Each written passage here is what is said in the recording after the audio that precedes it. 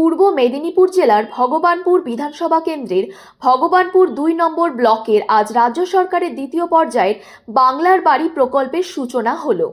মুখ্যমন্ত্রী সিঙ্গুরের সভা থেকে আনুষ্ঠানিকভাবে বাংলার বাড়ি প্রকল্পের সূচনার মধ্য দিয়ে রাজ্যের প্রতিটি জেলা, ব্লক ও গ্রাম পঞ্চায়েত স্তরে এই প্রকল্পের সূচনা হয়। ভগবানপুর ২ ব্লকের সাংবাদিকদের মুখোমুখি সমষ্টি উন্নয়ন আধিকারিক শুভদীপ চ্যাটার্জি বলেন, রাজ্য সরকারের দ্বিতীয় পর্যায়ের বাংলার বাড়ি প্রকল্পে ২০ লক্ষ উপভোক্তাকে প্রথম পর্যায়ে ৬০,০০০ টাকা করে দেওয়ার কাজ শুরু হলো, যার মধ্যে ভগবানপুর ২ ব্লকে ৩,৩৯৯ জন বাংলার বাড়ি প্রকল্পের সুবিধা পাচ্ছেন। আগামী এক সপ্তাহের মধ্যে প্রত্যেকের অ্যাকাউন্টে এই ৬০,০০০ টাকা করে ঢুকে যাবে। প্রথম পর্যায়ে ভগবানপুর ২ ব্লকে ২,৫৮৮ জন বাংলার বাড়ি প্রকল্পের সুবিধা পেয়েছেন। ইতিমধ্যে তারা বাড়ি নির্মাণের কাজ সম্পন্ন করেছেন। বর্তমানে যারা বাড়ি নির্মাণের কাজ সম্পন্ন করেছেন, তাছাড়া যারা বাড়ি নির্মাণের টাকা পাচ্ছেন, তারা যাতে নির্দিষ্ট সময়ের মধ্যে বাড়ি তৈরির কাজ শেষ করতে পারেন সে বিষয়ে আবেদন জানান ভগবানপুর ২ ব্লকের বিডিও শুভদীপ চ্যাটার্জি।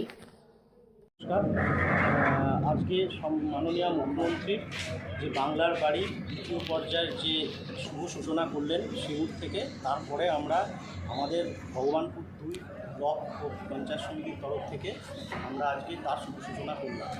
আমাদের এখানে যা বেনিফিশিয়ারি হয়েছিল সেই তাদেরকে আমরা ডেকেছিলাম। আজকে আমাদের মধ্যে আজকে এখানে উপস্থিত রয়েছেন আমাদের জেলা পরিষদের সম্মাননীয় পূর্ত পরিবহন কর্মাধ্যক্ষ শ্রী মনোজ কুমার বড়ুয়া মহাশয়, আমার পঞ্চায়েত সমিতির মাননীয় সভাপতি শ্রীমতী শ্যামলী হিল মহাশয়া, আমার সহকারী সভাপতি পঞ্চায়েত সমিতি শ্রী ক্ষুদিরাম জানা মহাশয়া, আমার বনভূমি কর্মাধ্যক্ষ শ্রী উজ্জ্বল কুমার দাস মহাশয়, প্রধান মহাশয় এবং আমার জেলা সদস্য দক্ষিণবঙ্গ রয়েছেন।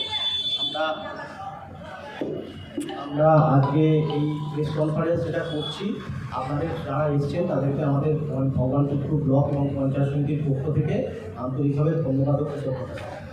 আমাদের আজকে মেন যেটা আমাদের বলা, সেটা মাননীয় মুখ্যমন্ত্রী এই যে প্রকল্পটি করেছেন বাংলার বাড়ি, আমাদের এতে পুরোপুরি এটি রাজ্য সরকার অনুমোদিত অর্থ দিয়ে এটি পরিকল্পনাটি করা হয়েছে এবং এটাতে প্রায় এখনও অবধি যেটা দেখা গেছে সেটা প্রথম পর্যায়ে আমাদের প্রথম পর্যায়ে যেটা ছিল ওতে ১২ লক্ষ পরিবারকে আর্থিক সহায়তা দান করা হয়েছিল।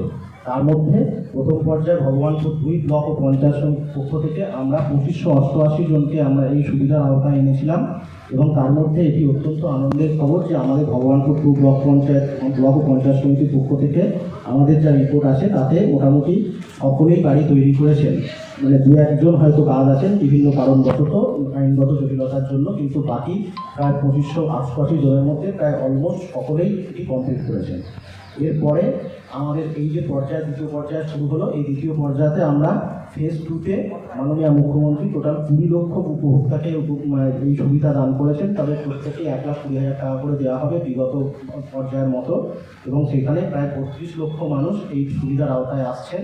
তাই এর মধ্যে আমাদের ভগবানপুর ২ পঞ্চায়েত সমিতি এবং ব্লকের তরফ থেকে আমরা ৩,৩৯৯ জন আমার এই আওতায় আসবে, এইরকমভাবে আমাদের যে সার্ভে হয়েছিল এবং যে দরখাস্ত জমা পড়েছিল তার মধ্যে থেকে বিভিন্ন ধরনের বিচার বিবেচনা এবং সমীক্ষার মাধ্যমে এই নাম উঠে এসেছে এবং তাতে দেখা যাচ্ছে আমরা এই ৩,৩৯৯ জন বেনিফিশিয়ারির মধ্যে আপাতত প্রথম পর্যায়ে যে ব্যাংকের ভেরিফিকেশান বলুন বা ইউডিএন রেজিস্ট্রেশন বলুন, এই সমস্ত কমপ্লিট করে আমরা ৩,৩৪০ জনের মতো বেনিফিশিয়ারি রয়েছেন যাদেরকে আমরা এই সুবিধা দান করেছি এবং ইতিমধ্যেই আমাদের এই বিল লাগানো হয়ে গেছে এবং তারা ইতিমধ্যেই তাদের ডাইরেক্ট ব্যাঙ্ক অ্যাকাউন্টে টাকা হিট করেছে এবং তারা টাকা পেয়ে গেছে এবং আগামীকাল থেকেই আমরা এর নজরদারি চালাবো যাতে এই যে এতজন মানুষ যারা টাকা পেলেন তারা যেন সঠিকভাবে এই কাজটাকে সম্পূর্ণ করেন এবং রূপায়িত করেন এবং আমাদের যে স্টেট গভর্নমেন্ট স্পন্সর্ড এই যে প্রোগ্রাম সেটা যেন সার্থকভাবে রূপায়িত হয়।